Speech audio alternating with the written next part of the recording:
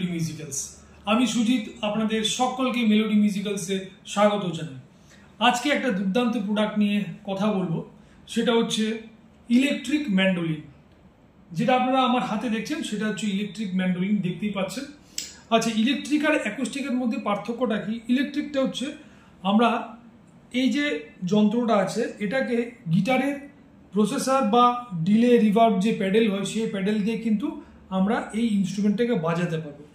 অনেক সময় acoustic mandolin নিয়ে কি হয়, যখন স্টেজে বাজায় সাউন্ড ঠিকঠাক মতন আসে না, বা অন্য কোনো ইনস্ট্রুমেন্ট বাজলে তখন যে অ্যাকোস্টিক ম্যান্ডোলিনের সাউন্ডটা কিন্তু ঠিকঠাক আউটপুটে বেরিয়ে আসে না। কিন্তু এই ইলেকট্রিক ম্যান্ডোলিনে কিন্তু আপনারা এটাকে খুব লাউডলি বাজাতে পারবেন এবং অন্যান্য ইনস্ট্রুমেন্টের সঙ্গে কম্পিটিশন করেও বাজাতে পারবেন। এর সাউন্ড কিন্তু দুর্দান্ত। দেখুন এখানে একটা জ্যাক আছে, এই জ্যাকটা আমরা এখানে জাস্ট গুঁজে দেবো।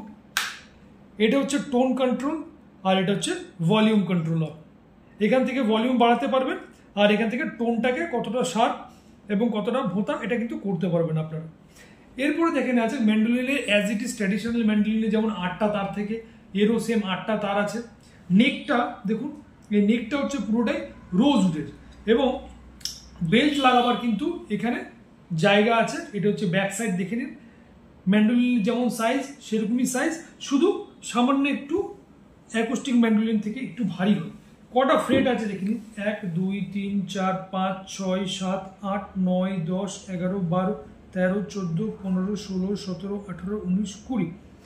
তো এই ম্যান্ডোলিন দিয়ে আপনারা যে কোনো ফোক মিউজিক এবং মডার্ন মিউজিকে কিন্তু আপনারা ইউজ করতে পারবেন। তো এই ম্যান্ডোলিনটি পাওয়া যাচ্ছে এখন মেলোডি মিউজিক্যালসে।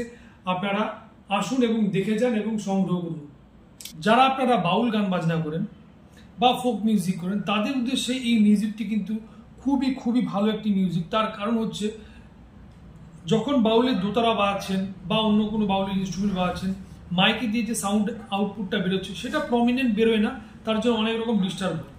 কিন্তু এর যে সাউন্ড, যে লাউডনেস, প্রচুর লাউডনেস আছে, আপনাদের কোনো রকম সাউন্ড নিয়ে সমস্যা হবে না। এটা হচ্ছে একটা ব্যাপার।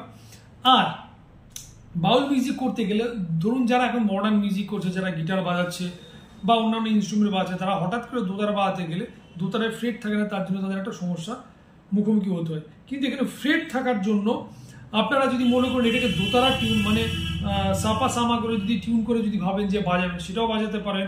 আবার EADG টিউন করে যদি বাজাতে চান তাহলে আপনারা কিন্তু সেটাও বাজাতে পারবেন। বেশ, ম্যান্ডোলিন নিয়ে তো বললাম ইলেকট্রিক ম্যান্ডোলিন সম্পর্কে। এইবার দেখে দেবো এর সাউন্ডটা কেমন।